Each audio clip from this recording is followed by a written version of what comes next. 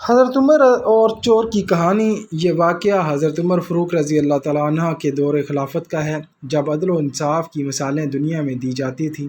حضرت عمر رضی اللہ تعالیٰ عنہ کا عدل ایسا تھا کہ دشمن بھی تعریف کرنے پر مجبور ہو جاتے۔ ان کے زمانے میں کوئی طاقتور اپنے اثر و رسوخ کی وجہ سے بچ نہیں سکتا تھا، اور نہ ہی کوئی کمزور اپنے حق سے محروم رہتا۔ واقعہ: ایک دن مدینہ میں ایک چور کو پکڑ کر حضرت عمر رضی اللہ تعالیٰ عنہ کے پاس لایا گیا۔ چور نے ایک شخص کے گھر سے کچھ سامان چرا لیا تھا۔ گواہوں نے اس پر چوری کی گواہی دی۔ چور کو عدالت میں پیش کیا گیا اور حضرت عمر رضی اللہ تعالیٰ عنہ نے معاملے کی مکمل تحقیق کروائی۔ حضرت عمر رضی اللہ تعالیٰ عنہ نے سب سے پہلے چور سے پوچھا، کیا تو نے چوری کی ہے؟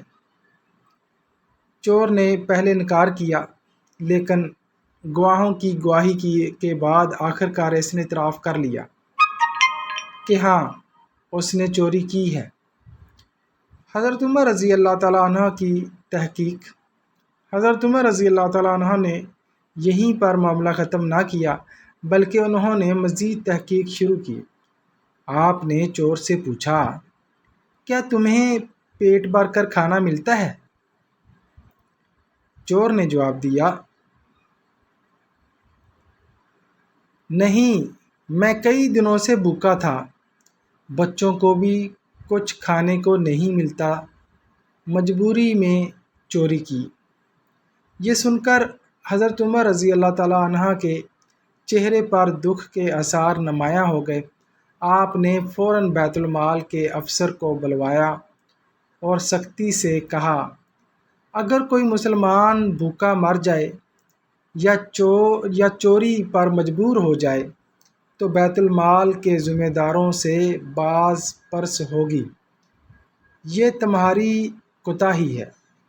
حضرت عمر رضی اللہ تعالیٰ عنہ نے اس چور کو نہ صرف معاف کیا بلکہ اس کے لیے کھانے کا بندوبست کیا اور اسے روزگار فراہم کرنے کا بھی وعدہ کیا۔ پھر آپ نے فرمایا، اگر غربت اور بھوک چوری کروائے تو مجرم چور نہیں بلکہ وہ نظام ہے جو بھوک مٹانے میں ناکام ہو جائے۔ سبق: حضرت عمر رضی اللہ تعالیٰ عنہ نے اس واقعے سے سبق دیا کہ صرف جرم کو دیکھ کر فیصلہ نہ کرو بلکہ اس جرم کے پیچھے موجود محرکات کو بھی سمجھو۔ اگر کوئی مجبور ہو کر چوری کرے تو پہلے اس کی مجبوری کو ختم کرو۔ یہ واقعہ عدل، رحم اور انسانیت کا حسین امتزاج ہے۔ حضرت عمر کا انداز عدل آج بھی دنیا بھر کے قانون دانوں کے لیے مشعل راہ ہے، اور یہاں پر ہمارے پاکستان میں جو حالات آپ کے سامنے ہیں کہ کوئی بھوک سے پیاس سے مر جائے تو حکومت کہتی ہمارا کوئی تعلق نہیں، اس کا اپنا